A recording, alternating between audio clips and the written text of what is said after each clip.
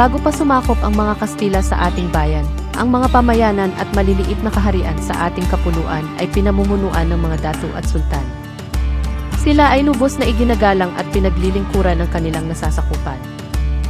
Anumang kanilang naisin ay agad na nasusunod. Bilang pinuno, sila rin ay may kapangyarihang pumili ng babaeng nais nilang mapangasawa, maging ito man ay anak ng isang datu, galing sa karatig kaharian, o isang dalagang hinahangaan nila sa kagandahan at kabutihan ng asal. Ganito ang katayuan ni Datu Makisig. Bagamat bata pa, siya ay kilala sa kanyang kagwapuhan, katapangan, at matalinong pamumuno, dahilan upang hangaan siya ng marami. Dahil dito, maraming dalaga, lalo na ang mga anak ng matatandang datu at sultan mula sa karatig ng mga kaharian, ang nagnanais na mapangasawa siya. Ang ilan ay ipinapadala pa ng kanilang mga ama upang magpakitang gilas, habang ang iba ay lihim na humahanga sa kanya. Ngunit sa kabila ng lahat ng ito, wala ni isa man sa kanila ang nakaantig sa puso ni Datu Makisig. Wala siyang mapiling mapapangasawa, sapagkat ang kanyang puso ay tila naghihintay ng isang pag-ibig na hindi niya pamatukoy, isang pag-ibig na tunay at bukat sa damdamin.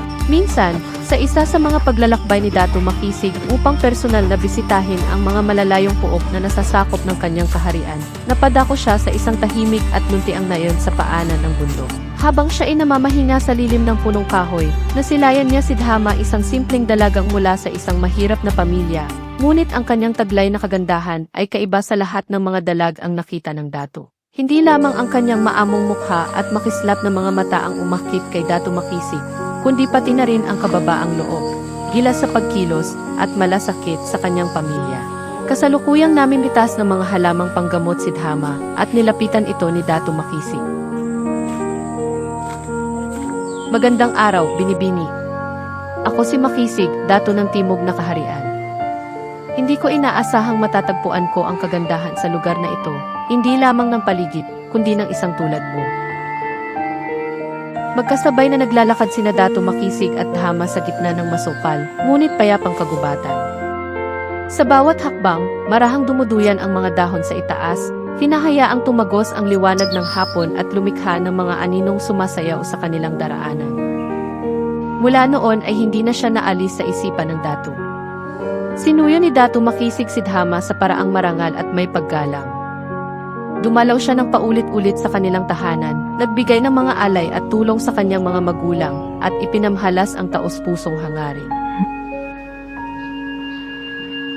Hindi naglaon, nahulog din ang loob ni Dhama sa Datu. Sa harap ng kanilang mga magulang, at sa pagbasbas ng isang babailan, sila ay pinagtaling puso. Ang kanilang pag-ibigan ay naging patunay na ang tunay na pag-ibig ay hindi tumitingin sa yaman o katayuan, kundi sa kabutihan ng puso. Natapos na ang seremonya. Ang yakap ay simbolo ng pag-iisang puso, paggalang at pagmamahal. Sa gitna ng malawak na bulwagan, nagsimula ng magtipon ang mga tao. Ang mga panauhing galing sa iba't ibang kaharian ay nagdatingan, kahit anuman ang katayuan sa buhay ay imbitado. Iba't ibang putahe ang inihain sa mga hapag, mga lamang dagat, inihaw na baboy, tinolang manok, lutong kabibe, sariwang prutas at masasarap na kakanin na gawa sa malagkit at niyog. Mahalimuyak ang hangin, halo-halo ang samyo ng mga nilulutong pagkain, insenso at bulaklak. Ang mga maharlika at matatandang datu ay nakaupo sa mga inukit na bangko, may mga gintong tasa sa kamay habang umiinom ng alak mula sa tapayan. Hindi rin nagpahuli ang mga tagasilbi, habang nag-aasikaso ng pagkain, sila rin ay binigyan ng pagkakataong magsaya, kumain at makisalo sa kasayahan. Sa gitna ng katahimikan ng gabi, matapos ang masayang pagdiriwang, marahang inakay ni Datu Makisig si Dhama. Sa kanyang matipunong mga bisig, buhat-buhat niya ang kanyang bagong asawa, banayad ang bawat hakbang, tila ayaw gambalain ang payapang paligid. Kinaumagahan, habang banayad na sumisiikat ang araw sa silangan at pumapasok ang liwanag sa bintana ng kanilang silid, maagang nagbangon si Dhama. Tahimik siyang lumakad patungo sa kanilang lutuan, ang halimuyak ng lutong pagkain ay unti-unting bumalot sa buong tahanan. Maayos na nakalahtag ang pagkain, mainit na tinolang manok, adobong baboy, malinamnam na kakanin at mga hiwa ng hinog na prutas. Magkaharap silang kumain at sa bawat subo ay may kasamang sulyap at ngiti. Ang tagpong ito ay simple ngunit puno ng init, paggalang at pagmamahalan, isang pagsisimula ng araw bilang mag-asawa, kasabay ng isang masarap na handaan. Si Dhama ay naging isang mabuting may bahay. Sa kanyang pag-aalaga, naging mas maayos at kaaya-aya ang palasyo ni Datu Makisig. Laging malinis, may palamuti, at laging may masasarap na pagkain para sa Datu at sa kanyang mga panauhin. Pinapabango rin niya ang kanilang silid upang masarap ang tulog ng kanyang asawa. Sa loob ng maraming taon, nanatiling maganda at payapa ang pagsasama ni Datu Makisig at Dhama. Puno ito ng pag-ibig, respeto, at malasakit sa isa't isa. Sa bawat araw na lumilipas, lalong tumitibay ang kanilang samahan, hindi lamang bilang mag-asawa, kundi bilang magkaibigan at katuwang sa pamumuno sa kanilang maliit na kaharian. Lumipas pa ang mga ilang taon, ang wagas nilang pag-iibigan ay naging matibay na pundasyon ng pagsasama ni Datu Makisig at Dhama. Subalit, sa kabila ng kanilang pagmamahalan, hindi sila biniyayaan ng anak. Dahil dito, unti-unting nagbago ang ugali ni Datu Makisig. Dumating ang mga panahong, gabi na siya kung umuwi at madalas ay hindi na niya tinitikman ang mga pagkaing inihahanda ni Dhama. Sa halip na umuwi, mas pinipili na niyang makisaya sa piling ng kanyang mga kaibigang Datu. Bihira na rin niya itong kausapin at tila unti-unti siyang lumalayo sa piling ng kanyang asawa. Dinamdam ni Dama ang unti-unting pagbabago ng mahal niyang asawa. Sa kabila ng sakit na nararamdaman niya sa kanyang puso, pinili ni Dama na huwag magreklamo. Sa halip, lalo niyang pinagbuti ang kanyang tungkulin bilang may bahay, inalagaan ang tahanan, nagluto ng masasarap na pagkain, at inihanda ang lahat ng maaaring makapagpasaya kay Datu Makisig. Ngunit madalas ay hindi na umuwi ang Datu sa gabi. Kung dumating man, ay pagod o tahimik na lamang ito. Si Dama, kahit gutom at pagod, ay magdamag na maghihintay, nakaupo sa tabi ng lamparang umaandap-andap, nakatingin sa pintuan, umaasang babalik ang dating lambing ng kanyang asawa. Dahil sa matinding kalungkutan, kakulangan sa pagkain at tulog, at hindi mapantay ang pagod ng damdamin, unti-unting humina ang kanyang katawan. Hanggang isang araw, siya'y tuluyang nagkasakit. Narupok ang kanyang katawan at hindi na niya nagawang bumangon o magpatuloy sa mga gawaing bahay, dahil sa matinding panghihina, dulot ng karamdaman at matinding dalamhati sa puso.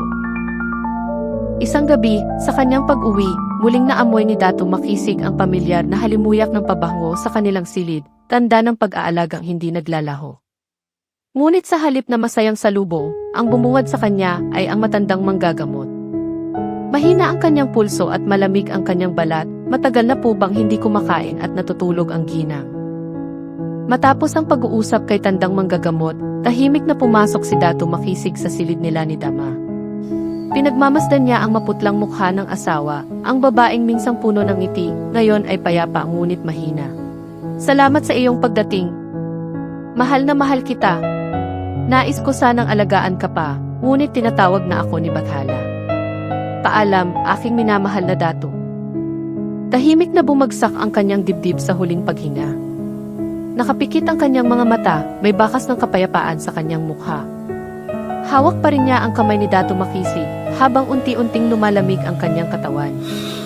Isang malamig na hangin ang dumaan sa silid, tila paalam ng kaluluwa ni Dama na ngayoy payapa na sa piling ni Bathala.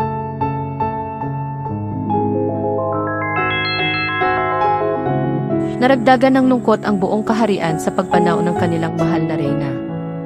Labis ang panghihinayang at pagsisisi ni Datu Makisig sa kanyang mga pagkukulang. Mula noon, madalas na siyang makitang mag-isa, nakaupo sa hardin kung saan sila madalas magkasamang naglalakad. Tahimik, laging nakatanaw sa kawalan, waring hinahanap ang tinig at haplos ng kanyang iniibig. Sa kanyang puso, si Dama ay hindi kailanman nawala. Sa gitna ng kanyang pagdadalamhati, napansin ni Datu Makisig ang isang munting luntiang halaman na tumubo sa puntod ni Dama. Inarugan niya ito ng buong inat, dinidiligan, pinoprotektahan, at araw-araw na dinadalanginan. Buong puso siyang humiling kay Bathala na manatiling luntian at buhay ang halamang ito bilang alaala ng kanyang mahal. Habang lumilipas ang mga araw, patuloy na inalagaan ni Datu Makisig ang munting halaman. Unti-unti itong lumaki, lumagho, at dumating ang sandaling namulaklak ito sa unang pagkakataon. Luntian ang mga bulaklak, wika ni Datu. Dininig ni Bathala ang aking panalangin. Maraming salamat sa alaalang iniwan ninyo para sa akin at kay Dama. Nang gabing iyon, nakaamoy si Dato Makisig ng pamilyar na halimuyak ng pabango ni Dama. Hinahanap niya ito sa silid ngunit wala siyang nakita. Sa halip, naamoy niyang muli ang halimuyak, ngayon ay tila nagmumula sa puntod ni Dama. Agad niya itong pinuntahan at natuklasan na ang nunti ang bulaklak ng halamang inaalagaan niya ang siyang pinagmumulan ng pabango ni Dama. Mula noon, gabi-gabi nang matatagpuan si Dato Makisig sa tabi ng halaman, ninanamnam ang halimuyak ng bulaklak na nagpaalala sa kanyang yumaong asawa. Isang umaga, natagpuan ng mga alagad si Dato Makisig na wala ng buhay. Mahigpit siyang nakayakap sa halamang nunti, na tila huling alaala ng kanyang pinakamamahal na si Dama.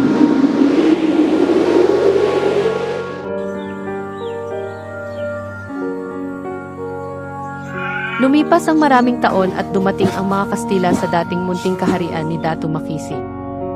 Sa kanilang paglibot, napansin nila na sa bawat bakura ng mga tahanan ay may tumutubong nunti ang halaman.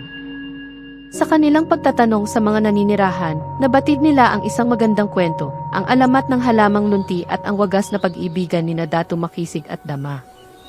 Tinawag ng mga Kastila ang bulaklak na Dahma de Noche dahil sa halimuyak nitong umaalingasaw tuwing gabi. Mula noon, ang luntiang bulaklak ay tinaguri ang Dahma de Noche. At sa bawat samyo ng bulaklak tuwing gabi, naaalala ng mga tao na ang tunay na pag-ibig ay hindi nalilimutan at ang alaala ng mga iniibig ay patuloy na nabubuhay sa puso ng mga